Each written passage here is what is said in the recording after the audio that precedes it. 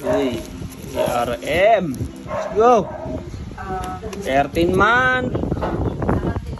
Nakakabit na natin, guys.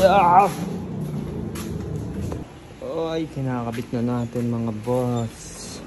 Let's go. Nakakabit na natin, mga boss.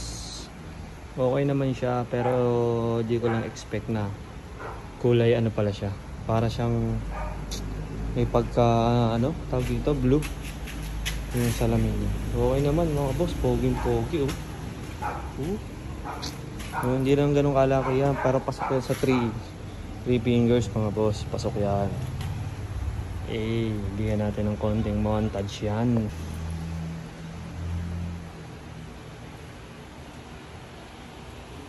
May kasama na siyang extra, mga boss. Pag may mga natanggal na tornilyo, kompleto siya. Kompleto yan, mga boss. Alin na, ready to kabit na.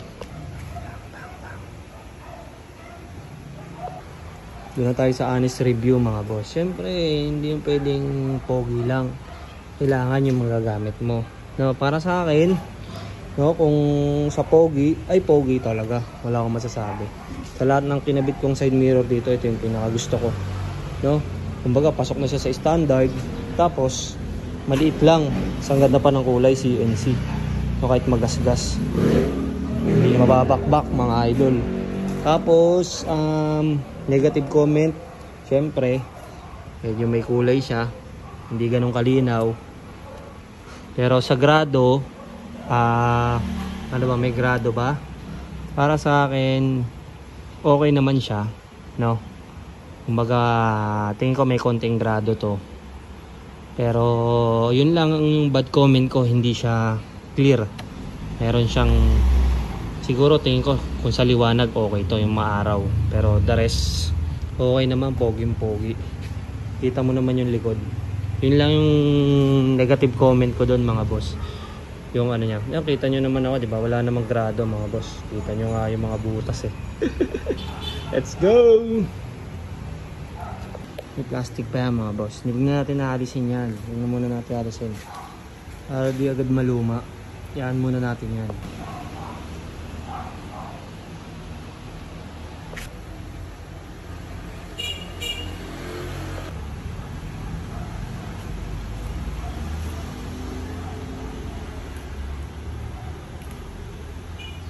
Pero kung sa looks lang, wala akong masabi. Ang ganda. Ganda, mga boss. Sulit. Sulit 850. Sa Shopee lang to. Shopee. Meron na itong 700. Pero itong silver, out of stock na to. Pero meron na ito 1.5. May available pa. Saka 850 yung tiga-tondo na nagbebenta. Meron pa yan. Let's go.